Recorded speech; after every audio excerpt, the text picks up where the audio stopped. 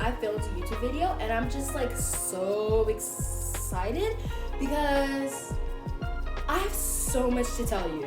So there's been like a lot of major changes.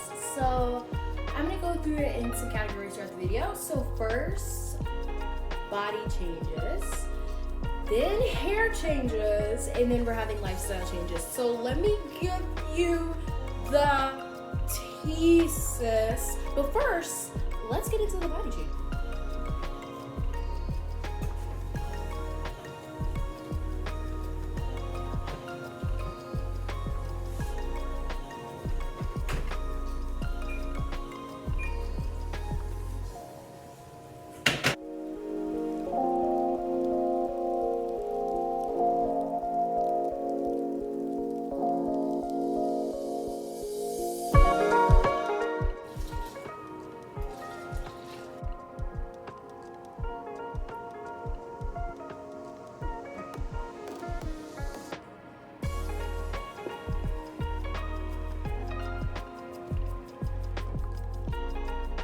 So when we talk about like body changes, it's not so much just about like losing weight or gaining weight.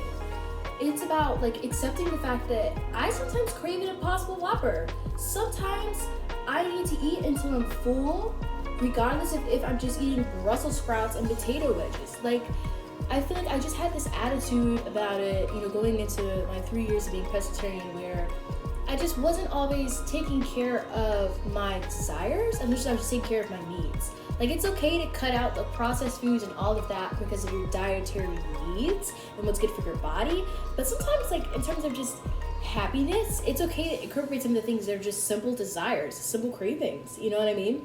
So just especially going into the new year, I just want more of a freedom to eat and to feel good about myself within my diet, but also just about my cravings every so often. Like, that can be okay too. So that's what this is about. So when I talk about body positivity and everything, I am trying to gain weight because I feel really confident in my body when I have more muscle mass and maybe a little bit of fat, or, you know, like I could just be free in that want or desire to have any shape that I want.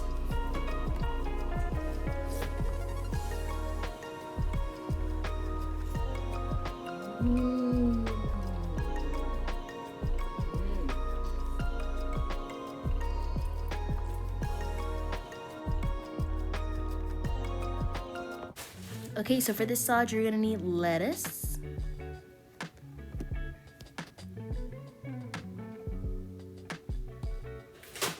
shredded carrots, cherry tomatoes,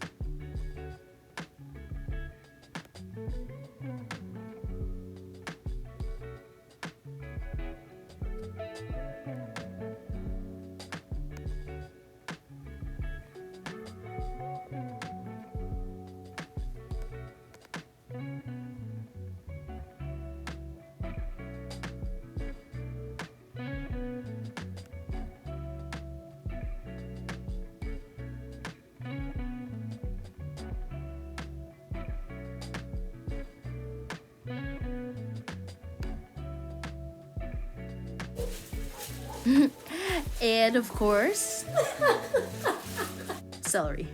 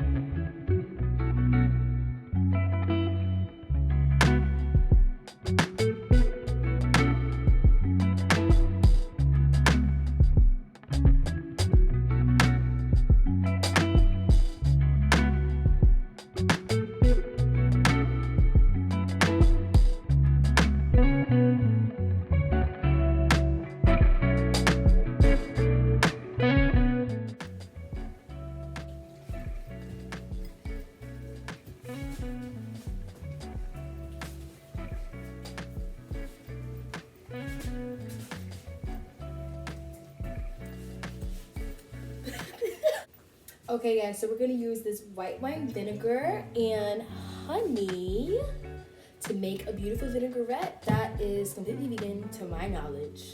Don't come for me if vinegar's not vegan, but to my knowledge, it is. Actually, I do think I heard something about honey not being vegan, but let's be for real. That's a little extreme. So here's the vinaigrette. What we're gonna do is we're just gonna pour right on top there. Ooh, so beautiful. And it smells so good. I mean, it smells like vinegar, but like to me, I really like that smell. So I saw this one video of this girl. She's like, don't yuck my yum. So I'm just saying it. Don't yuck my yum. I do like honey on top of my vegetables. I don't know why. I just discovered this yesterday, and it's delicious.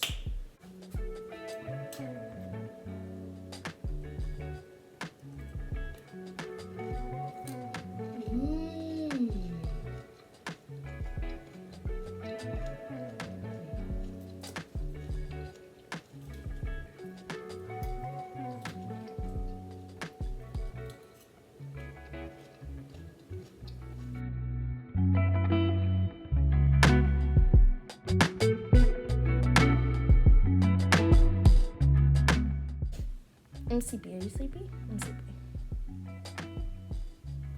Okay, let's talk. So,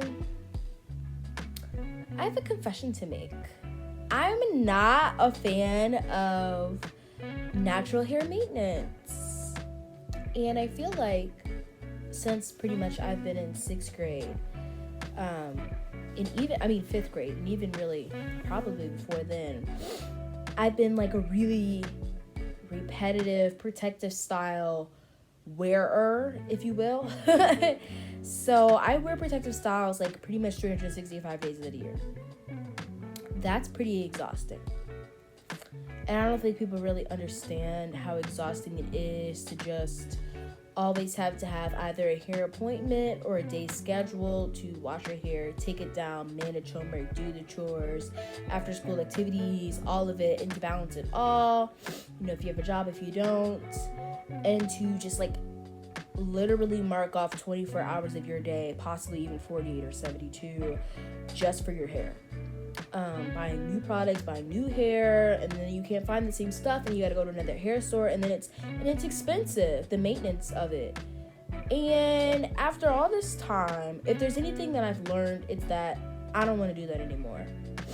And one of my main goals was with doing protective styling was that I'd be able to better appreciate my hair, and it has taught me that because my hair is growing a lot with the protective styling because I haven't been bothering it.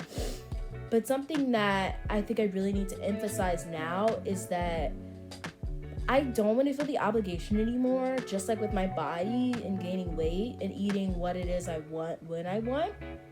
I don't want to feel the obligation anymore to always have my hair be snatched, always have my hair be gelled back, pulled back, tightened down. It's a protective style. I love the way box braids look, and yeah, I did get them for myself. It wasn't like some societal draw, but it's not to say that still didn't influence some of the ways that I thought about myself when I had my natural hair versus when I had my hair in a protective style.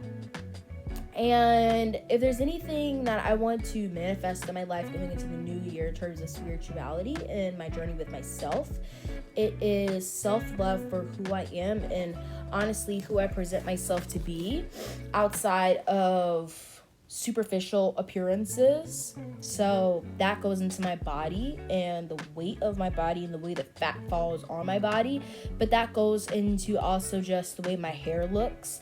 Like, these are all just key things that I really identified with when you talk about, my the way that I characterized myself, the way that I held my confidence, the way that I literally formed my identity. Like, I used my hair as a reference, my body, all of these things, and I don't want to do that anymore.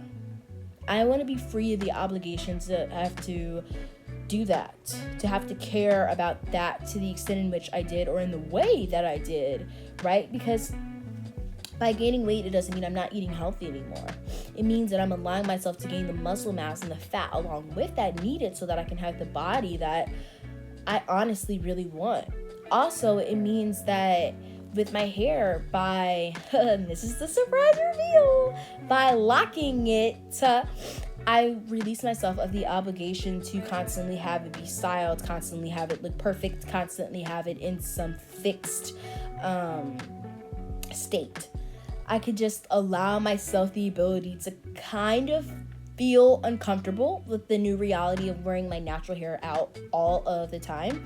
But then I just lose that necessary draw to constantly go back to some natural hairstyle or, some protective style and just put my hair back up again because I'm just sick of trying to deal with it, because I was never the type of girl really who wanted to do all of the wash and goes, who wanted to buy all the products, wanted to try them all out, who wanted to do, the twist outs and the flat twists and then maybe the cornrows and then the faux locks. I tried that. I did Fulani braids, the feed-in type. I did box braids back to back to back to back. I've done pretty much it all. And I enjoyed it for all the years and all the time and all the money and the effort and the appointments and the different people who botched my edges and different people who handled my hair with care and the different people that I kept going back to and some people I've left behind. And I just don't want to have to be so dependent upon all of those different realities and circumstances anymore. And if this inspires anybody, set yourself free. Honestly, if that's your journey in life, to continue on with that route, if it doesn't feel like the great degree of maintenance it did for me, then maybe it's time for you to go natural. But for me, I've been natural my entire life. I love natural hair. I will always love my 4C hair. And that's why I'm not like shaving it off or anything like that. But I don't want it to be something that's constantly kept in captivity. I want to be something that I can express myself through, something that I feel free with. I like changing my hair. I like different hairstyles. I'm very creative. And I love the mobility that box braids gives me. So I'm thinking locks. And I'm just really excited. Like, I just don't see the purpose of being so hesitant to try something new. I'm just not one of those people that goes into life thinking, what if, and if I regret, and if I, and sometimes that's had me in a position where I do look impulsive, and sometimes I've been impulsive. But something that I also really appreciate about my authenticity and my inability to really regret some short-term decision making I made is the fact that I learned to live with the choices that I made a lot quicker than I think the average person does who doesn't have that same mindset. So it's not just this idea that, oh, I made this decision and now I can't regret it, but it's I made this decision and I made it at a time where I needed to make this decision, and I appreciate that. I appreciate that I gave myself that experience, so why would I regret it? It's an understanding I have with myself, and it's something that I don't feel the need to, it's a standard that I don't feel the need to hold myself to because I have no reason to at all. And with all that being said, I just think it's really important to emphasize the fact that, in life, you have to take chances in order to see who you can become. And as far as this new year is concerned, I see a lot of who it is I want to become in these little small changes I'm making towards the ending of this year. And those are the things that I will carry with me for the rest of my life. I will change every new year. I will change every season. I will change every week. But one thing that won't change is the way that I love and care for myself. And as of recently, with having to do some things more so alone because of some other life changes, I feel like change is something that I really do need to welcome in my personal life, in my relationship with myself more so that the other changes that I can't control in my life don't feel so abrasive and they don't feel so harmful. So I really hope that resonates with somebody out there today. I'm just like laying in my bed, giving you a little conversation, manifestation talk, but it's important. And it's really good to remind yourself of the fact that you're not obligated to do anything. You're not, especially not at this day and age of just, teenhood. But yeah, this is my channel. You are the hippies, and I'm just so glad to be back. So thanks for listening, and if you got to this part of the video, like and subscribe, leave a comment below, and let me know what you'd like to see next.